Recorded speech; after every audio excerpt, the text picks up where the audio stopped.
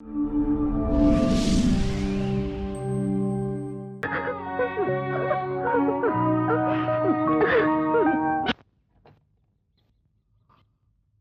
ഭഗവാനെ, ഇതുങ്ങൾ രണ്ടുപേരും എപ്പ വന്ന് കിടന്നു? അശ്രീകരം. അങ്ങോട്ട് എഴുന്നേറ്റ്, എഴുന്നേക്കാൻ നേരെ വന്നു.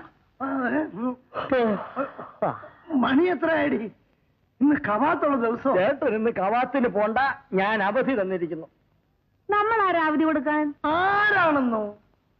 നീരേറ്റുപുരം നാരായണൻകുട്ടിയെ പറ്റി നിനക്കെന്തറിയാം? സ്ഥലത്തെ പ്രധാന നേതാവ്. അങ്ങനെ അങ്ങോട്ട് പറഞ്ഞുകൂടി ചേട്ടാ. ആഭ്യന്തരമന്ത്രി തോക്കാണെങ്കിൽ നാരായണൻകുട്ടി അതിന്റെ കാഞ്ചിയാ. ആ കാഞ്ചി അയാളുടെ കയ്യിൽ തന്നെ ഇരുന്നോട്ട്. നിങ്ങൾ മര്യാദയ്ക്ക് എഴുന്നിട്ട് കുളിച്ചിട്ട് കവാത്തിന് പോകാൻ നോക്ക്. പെൻഷൻ ആകുന്നതിന് മുമ്പേ ഒരു പെങ്കൊച്ചുള്ളതിനെ കൂടെ പറഞ്ഞയക്കേണ്ടതാ. എന്തിനാ ചേച്ചി പെൻഷനും കല്യാണവും കൂടെ കൂട്ടിക്കൊഴിക്കുന്നത്? പെണ്ണിനെ ഞാൻ ഏറ്റു. ഏറ്റെന്ന് പറഞ്ഞാൽ നാരായണൻകുട്ടി അവളെ കെട്ടുവന്ന് തന്നെ.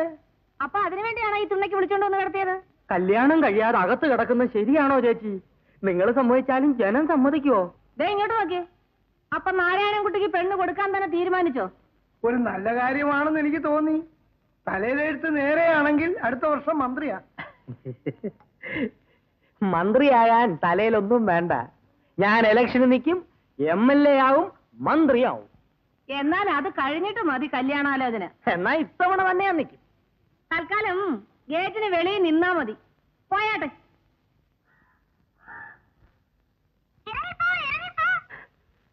എവിടെന്ന് കിട്ടിയേട്ടാ ഈ പുള്ളിനെ?